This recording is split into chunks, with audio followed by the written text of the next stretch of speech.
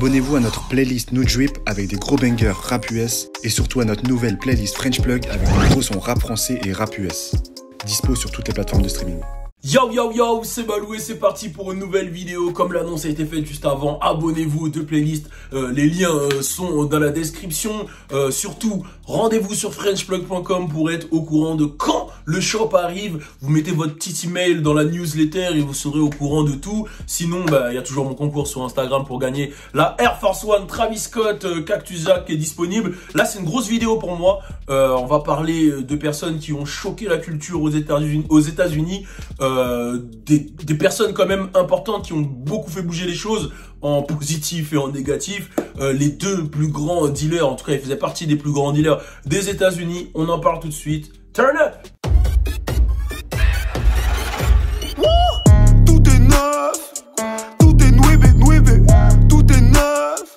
BMF, ça doit vous dire quelque chose. Il y en a beaucoup qui pensent tout de suite au son de Rick Ross. I think a Big Mitch. Larry Hoover. Alors non, ce n'est pas le son de Rick Ross qui signifie Blowing Money Fast. Je dépense de l'argent rapidement. Non, là, le BMF dont je vais vous parler, c'est la Black Mafia Family qui a été créée par Big Mitch. D'ailleurs que Rick Ross cite dans le morceau BMF. Donc la Black Mafia Family, c'est quoi?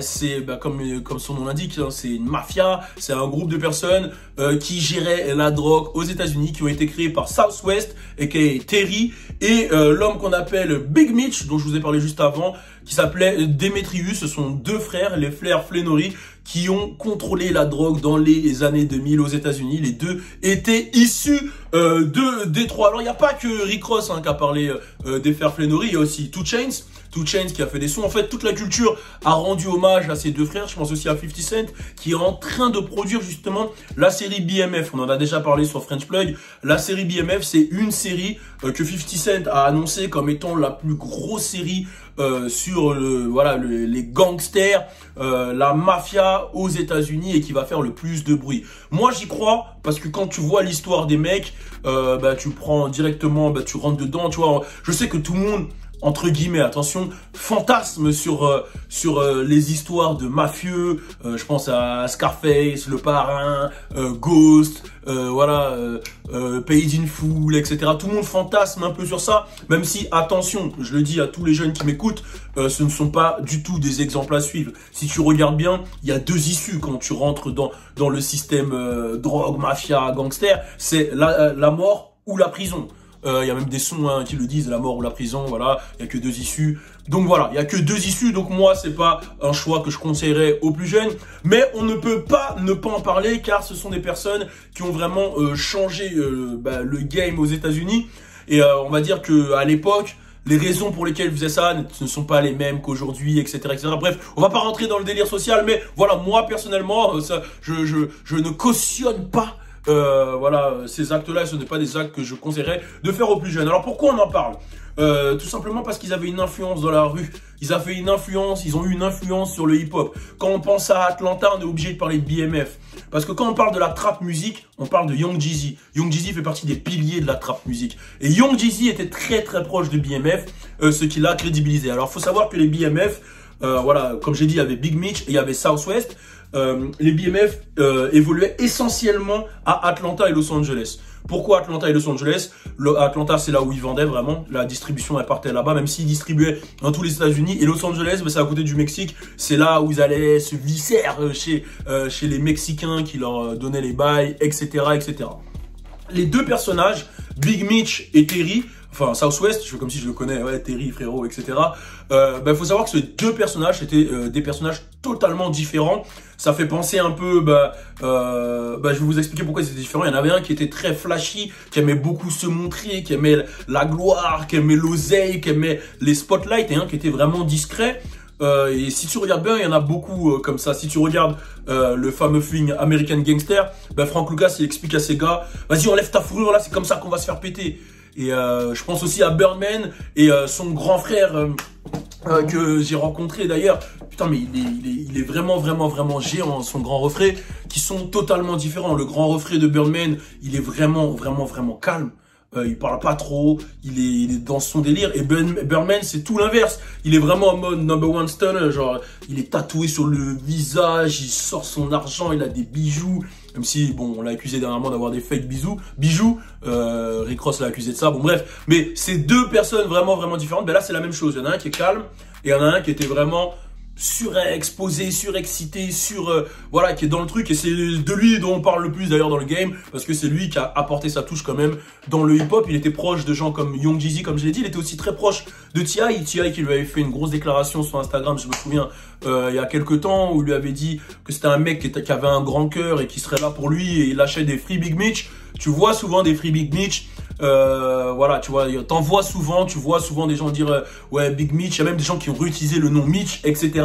En hommage à lui. Alors pourquoi il avait de l'impact dans le hip-hop? Parce que déjà, c'est lui qui a popularisé le Make It Rain. Le Make It Rain, c'est lui qui allait dans les clubs et qui lâchait des 20 000 comme ça, etc. Le Make It Rain, il a été popularisé par Big Mitch. Donc c'était lui qui arrivait avec des grosses voitures, des grosses ceci, cela. Et c'est pour ça que la culture à Atlanta, elle est comme ça. Elle est très clubeuse, elle est très... J'ai des bijoux, j'ai le drip, etc. Le drip, ça vient d'Atlanta. Eh ben ça part de mecs comme Big Mitch. Et c'est pour ça que c'est important d'en parler, parce que il a eu un impact quand même sur la culture et il fait partie de cette culture hip-hop. Et son frère, lui, ne validait pas du tout quand Big Mitch faisait ça. D'ailleurs, à la fin avant de se faire, parce qu'ils sont finis en prison, avant de se faire arrêter, les deux étaient un peu en froid à cause de justement le fait que leur caractère était totalement différent.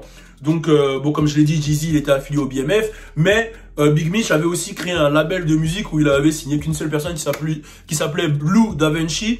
Le label a pas fonctionné, Blue Da Vinci n'avait même pas sorti de musique, c'était plus un label, on va dire, pour blanchir un peu l'argent.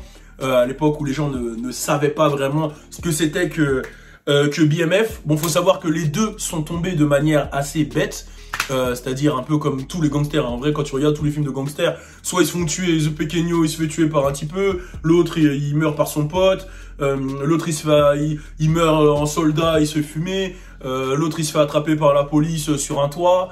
Bon, là, ceux qui suivent les films de gangsters savent de qui je parle. Savent quand je parle de Pablo Escobar, savent que quand je fais des références à Paid in Full, de Scarface, etc. Vous avez capté de quoi je parle. Bah, eux, ils se sont fait péter parce qu'ils étaient sur écoute. En fait, ils ont été sur écoute pendant longtemps. Et du coup, toutes leurs opérations ont été pétées et ils se sont fait attraper en 2005 et ils ont pris, je crois que c'est en 2008 qu'ils ont pris leurs 30 ans de prison, si je dis pas de bêtises, mais en tout cas ils ont eu 30 ans de prison. Les mecs devaient sortir en 2030 et quelques, mais grâce à la bonne conduite et à un programme que Southwest a suivi, il a pu sortir il y a 2 semaines, et aussi grâce au Covid, grâce au coronavirus, il a pu sortir il y a 2 semaines.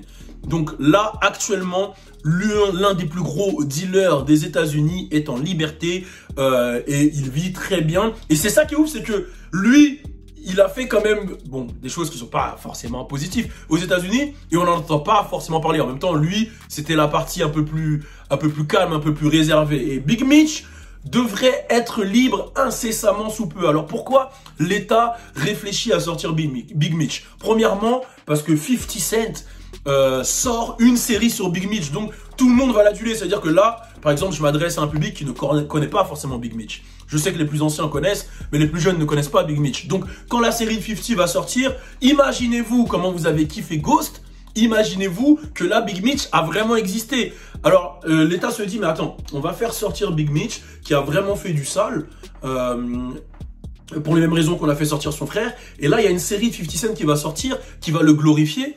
Le mec, ça peut être très dangereux pour la suite des opérations pour l'État. Ça peut ne pas aller en leur faveur. On sait très bien que le mec va devenir big. Et puis c'est un mec, Big Mitch, qui aime faire parler de lui, qui a un gros nom dans la culture hip-hop, qui est très soutenu. Et quand il va ressortir, ça va repartir de plus belle, tu vois. Donc voilà. Donc moi, j'attends très très fort. Vraiment, j'attends vraiment le documentaire, la série de 50 Cent, parce que lui, il est très très fort pour romancer les choses. Puis il y a une petite histoire qui est ouf sur 50 Cent que j'avais lu sur Twitter, à vérifier. Mais apparemment, il aurait accepté à l'époque de produire et d'être acteur dans Power pour seulement 150 000 $. Bon, pour beaucoup, vous allez me dire, ouais, mais 150 000, c'est beaucoup. Non, à notre niveau, sûrement que c'est beaucoup, mais au niveau de 50 Cent, 150 000 $, c'est rien, quoi. C'est même pas un Bercy, quoi, tu vois.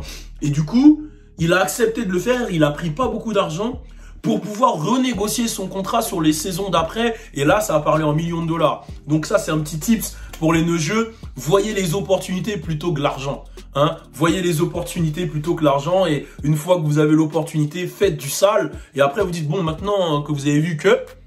C'est comment? Payez-moi pour que le truc, voilà, pour justifier. Maintenant, j'ai justifié ma valeur. Payez-moi ma juste valeur. Donc voilà. Bon, ça, c'était la petite anecdote. Mais en tout cas, j'attends vraiment, vraiment beaucoup la série sur BMF. Je pense que ça va être très, très, très, très, très, très fort. Et je pense que justement, tous les typeux, ils vont kiffer Big Mitch, ils vont suivre, etc. Après, il y en a d'autres, hein. Il y en a d'autres qui... Larry Hoover aussi, qui lui...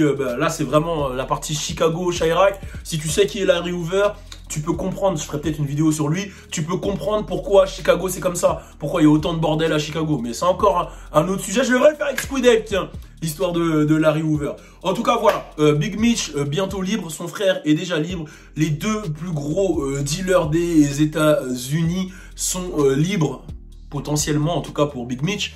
C'est quand même très très chaud. Et c'est vrai que tout le monde couvre 6ix9ine. Carrément, quand les gens parlent dans les articles américains, quand ils parlent de Big Mitch, ils parlent de 6ix9ine. Parce qu'ils font la référence, en fait, ils font la référence, ils disent Big Mitch, il est sorti de prison, il a pas balancé, et il a fait du sale, il a porté sur ses épaules et il va ressortir, voilà. Mais 6ix9ine, il a balancé, etc. C'est pour te dire quand même que 6ix9ine, même si tu l'aimes pas, il fait quand même partie de cette sphère hip-hop parce qu'il a fait un truc quand même qui est incroyable, balancer tout le monde et ressortir et faire du bruit, c'est ouf. Alors qu'un Big Mitch qui, lui, est soutenu par des anciens, des T.I., qui a quand même popularisé cette culture de drip, qui a le Make It Rain, qui a poussé le hip-hop, qui a produit, qui a donné de la sephore à des Jeezy, à des ceci, cela, on n'en entend pas trop parler. Donc, c'est plus pour ça que les gens faisaient la comparaison. Bon, bref.